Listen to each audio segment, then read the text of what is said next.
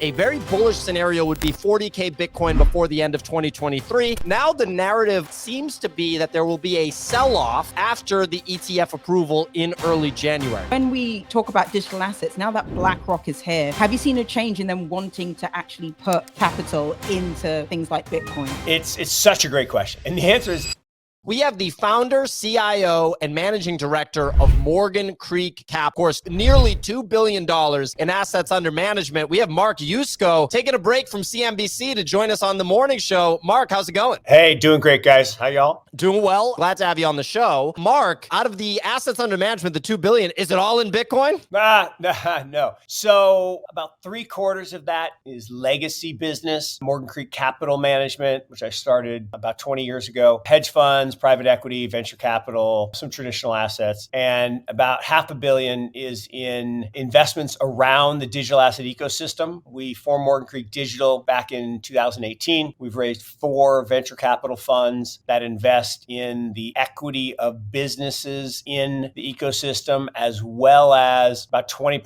of that capital is invested in protocols themselves. So, we have meaningful positions in Bitcoin, Ethereum, Solana. You guys talking about Solana. We haven't even started the cycle, the tech cycle that is blockchain technology and what I call the truth net starts in 2024. So there's been this long cycle of technological innovation from the mainframe in 54 to the microchip in 68 to the personal computer in 82 to the internet in 96 to the mobile net in 2010. So 2024 hadn't even started yet. So we're going to have a unbelievable period over the 4 years from 24 to 28 of innovation, of wealth creation. The core technology that is truly transformational is just getting warmed up. The thing that I don't think people really understand, every stock, every bond, every currency, every commodity, every piece of art, every bottle of fine wine, every private business, every collectible car, everything will ultimately be a token on a ledger, a digital property right. All of it. And what people can't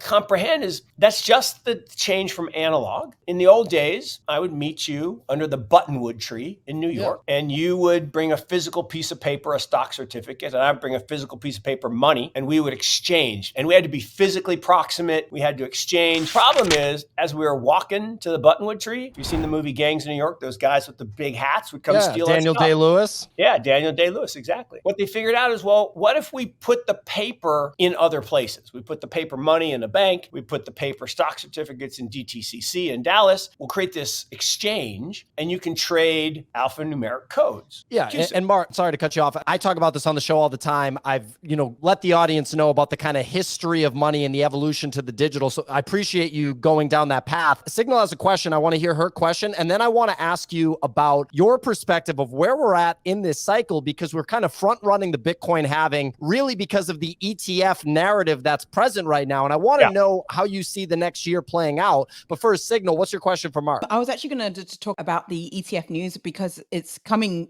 from BlackRock. Your clients, their pension funds, their endowments. When you're speaking to the trustees, now that we have a BlackRock narrative, have you seen a change in their curiosity to be invested in these assets? Typically, a pension fund would have like an allocation to private equity of like 5%. And that, they're being super conservative. So when we talk about digital assets, now that BlackRock is here, have you seen a change in them wanting to actually put capital into things like Bitcoin? It's such a great question. And the answer is it should be, but the reality is not yet. And I think it's because, look, the fudsters, right? Elizabeth and Gigi and the rest are doing such a good job with the nonsense, right? We're back to talking about, environmental problems, and we're back to talking about money laundering. I mean, come on. If I wanted you to do me a favor, we'd meet for lunch. We'd have a very nice lunch, and I'd have my backpack, and I'd leave it on the bench, and I'd walk away, and you're like, hey, Mark, your backpack. And I'd just keep walking, and you look inside, and it'd be full of cash. You say, oh,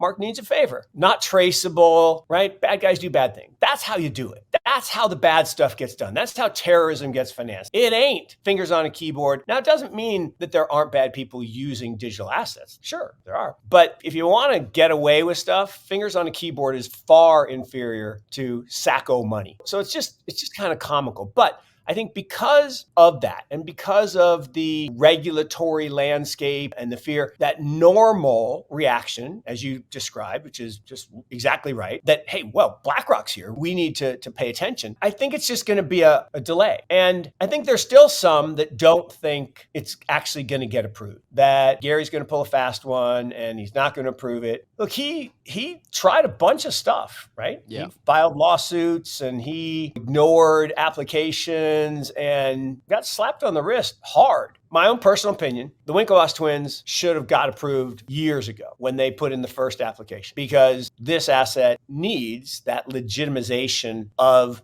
institutionalization to get the common person to understand. Not everybody does the work or spends the time. They're busy with their life. And some of the technology is actually complicated. But I knew in my mind that BlackRock was going to be the winner. Why? Because they run that world, right? They're a $10 trillion asset manager, largest in the world. They're connected to everything along with Blackstone and Carlyle and all of that. At the end of the day, they weren't going to approve the Winklevoss twins. I have investments in the two people who are ahead of BlackRock. 21 Shares, which is Amun and Kathy Wood. So we own a piece of Amun. And Bitwise, both of those are ahead. And I sadly predict they will both get deferred one more time to March 2017, 18, 19, 20. Larry Fink was out there. This is an index of money laundering. Same talking points. And then he comes on TV and says, you should really own some of this to protect yourselves against currency devaluation. I mean, literally, my mind was blown that he said this. I'm like, well, yes, that's truth. And you're speaking truth, and truth is an absolute defense. But the fact that he said that blew me away. But then he came on and said, people are afraid and they're seeking safe havens like gold and treasuries and Bitcoin. Like, what?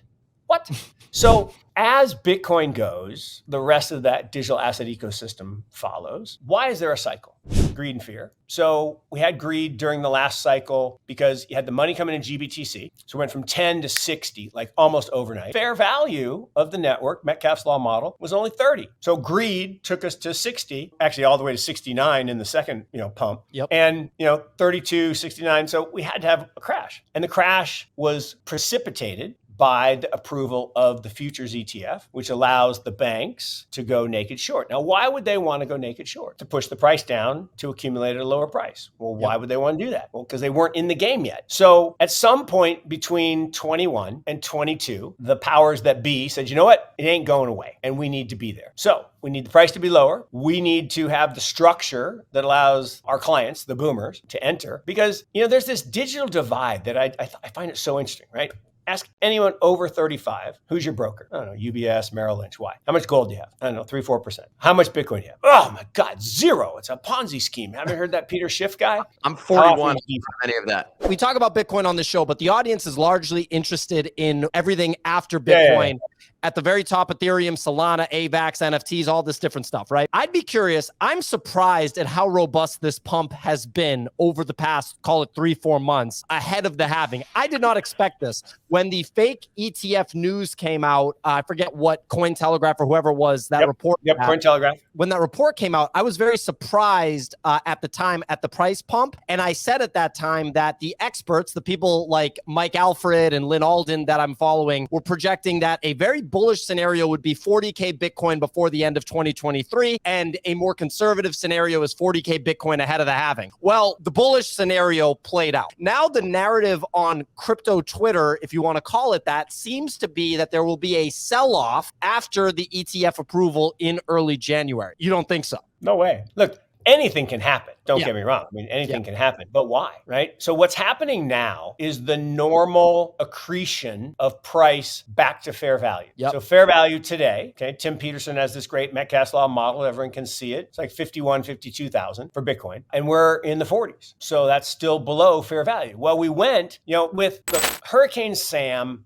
happened. And it pushed all the way down to 16.5. It was ugly. People said it was going to zero, not going to zero. And that was ugly. And then we started this amazing accumulation, right? Because what happens when you're that far below fair value, if fair value is 50 and the price is 15, you're going to buy it. And who's going to buy it? People like me, investors. Investors are going to start accumulating. And an accumulation pattern is when we have higher highs and higher lows. And it's been this beautiful accumulation pattern. Doesn't mean there won't be FUD. Doesn't mean there won't be the Binance attack. Doesn't mean, there'll be things that that cause sell-offs. But in each case, there was just this beautiful accumulation. So we're starting to get toward fair value at 50K. Well, then the halving comes. The halving doubles fair value because this is the part of the code that's just amazing. The price doesn't move, then half the miners go out of business. That can't happen. So the price adjusts upwards, which causes more people to come into the game. Now, in crypto fall, which will start next June. So we're in crypto summer right now. So from last June to this June to next June, that's crypto summer. Then we start crypto fall. Crypto fall is the crazy parabolic leverage, stupidity, dumb, way above fair value. How high we go this time? I don't know. If fair value is 100, sometime mid next year, could we get to 150? In theory, if you look at the last two cycles, we'd get to 250, but the problem is there's not as much leverage this time. So the leverage is what allows you to get way above fair value. Without the leverage, it's harder. But we do have something new, which is the ETF. When the ETF is approved, some number, 30 billion is my estimate in the first short period. That's 0.1%. That's 10 basis points of the 30 trillion that's available. That 30 billion on an asset that trades 8 billion a day will push the price up meaningfully. So this is the buy the rumor, buy the news. Now, people say, but it's already in the price. Nope, it's not in the price. So, second thing, you could have people who sell the news because they think BlackRock is the one doing the front running and then they're just going to sell to themselves. It's possible. Probably not for a lot, but it's certainly possible for some. But what's most likely is I'm light on that 10 basis points. No one's going to say, just give me 10 basis points. They're going to give me 1%. And that 1% is 300 billion. Now, 300 billion isn't going to go in all at one day. Now, you asked about Barry Silbert. The one thing that I'll caveat is if GBTC doesn't get approved to convert, all that money leaves to go into BlackRock. All of it, every dollar of it, because you're not going to pay 2% fees when you can pay 50 basis points. You're saying investors that have exposure to GBTC, which has been the institutional grade direct Bitcoin asset, all that money is going to go to the BlackRock ETF, and that concerns you? Well, look, that's 25 billion. So that would sop up that initial wave of 30 billion. And so we wouldn't jump. We'd just be kind of, In that scenario,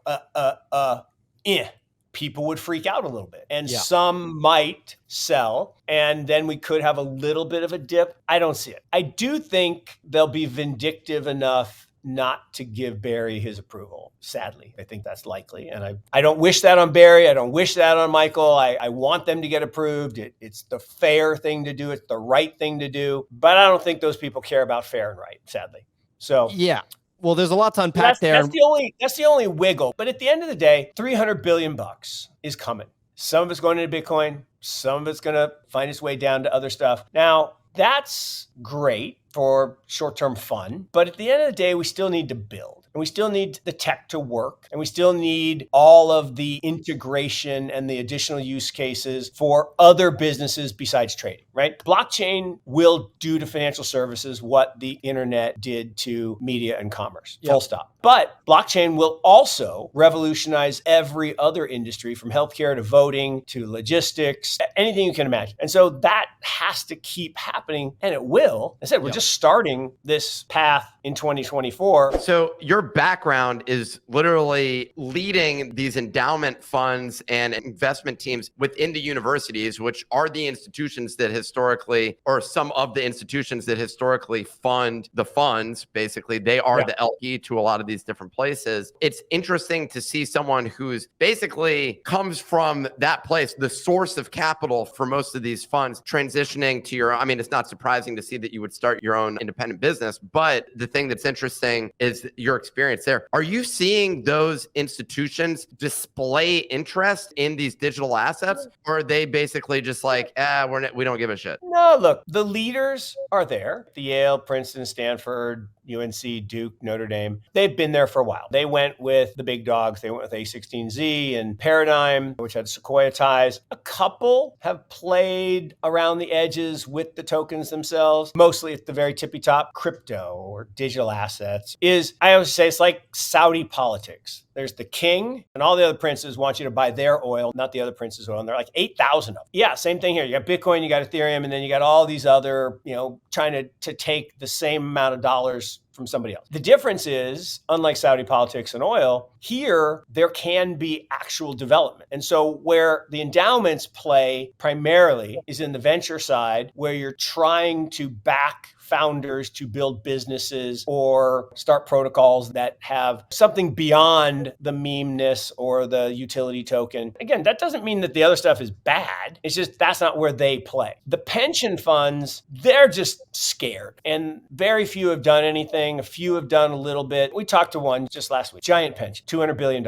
And we've been talking to them for years. And they were on the verge of investing in 2021. And actually, you know what? Good for them. They pulled back in 2022 with Luna, Three Arrows, Voyager and Celsius FTX. and BlockFi and FTX. They're like, we're done. But now, see, this is the part where I get super excited. If you look at history, after economic downturns, I called a recession in 22 and I don't care. There was a recession. It was like 2001 recession, shallow, but it was a recession. Market fell 25%. That's a recession. 2 negative quarters. After that happens, you get an unbelievable period for investing in venture capital. So the 23-24 vintage is going to be one of the best vintages in the last 40 years. The quality of teams that we're meeting with every day is off the charts. 650,000 people got displaced by the big tech companies. Not all of them can never work again. Some of them have to do new stuff. We met a team, ex-Googler, ex-FinTech, and they're building a really interesting platform in digital assets. So that innovation wave is happening. And the other cool thing, and this is what I love, I'm having more fun today than I've ever had in my career. And I love my career. I love working in endowments. I love building an asset management firm. But now, old guy gets to hang out with young, passionate, enthusiastic, intelligent people who are building the future. And that's awesome. And this wave, look, I was in the internet wave. We invested in all the early companies from Yahoo to eBay to Google to everything. That wave of talent was amazing. Consulting, banking, technology, healthcare, huge wave of talent, the Sergeys and the Larrys and all these amazing people. This talent move, way bigger. It's